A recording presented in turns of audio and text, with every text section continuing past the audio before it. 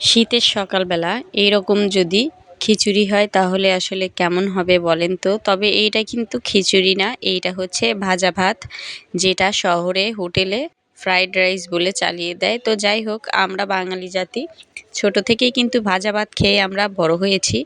তো কেউ খেয়েছে কিনা আমি জানি না, তবে আমরা যখন ছোট ছিলাম বা আমি আমার ভাই-বোন তখন আরকি সকালবেলা শীতের সকালে যদি রাত্রে অনেক বাসি ভাত থাকতো তাহলে ওই ভাতটা আমার আমার মা ভাতের সঙ্গে মিশিয়ে দিয়েও রান্না করতো না, আর এক্সট্রাভাবে ওই ভাতটা কেউ খেতে চাইতো না।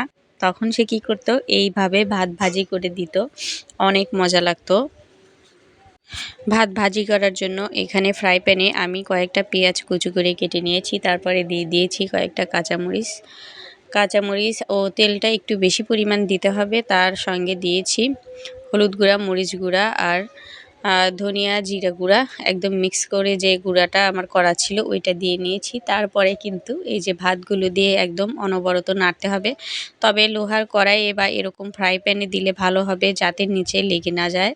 নিচে যদি লেগে না যায় তাহলে একদম বিরিয়ানির মতো কিন্তু হয়ে যাবে। আর এই তো ঘরে রাখা আর কি একটু মাংস ছিল ঝোলসহ, এইটাও দিয়ে দিলাম। এইটা দেওয়ার কারণে একদম বিরিয়ানির মতোই একটা ফ্লেভার চলে আসবে। এত সুন্দর গন্ধ কি বলবো, আর এটা কিন্তু গল্প না।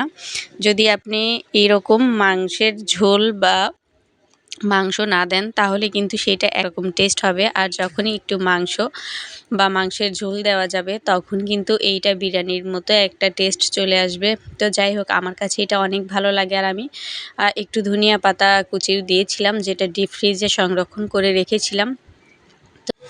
তো গাইস, ভিডিওটা কেমন লাগলো অবশ্যই কিন্তু কমেন্ট করে তোমরা জানিয়ে যাবে। আর পরবর্তী ভিডিওটা যদি দেখতে চাও তাহলে অবশ্যই কিন্তু সাবস্ক্রাইব করে দিতে ভুলবে না।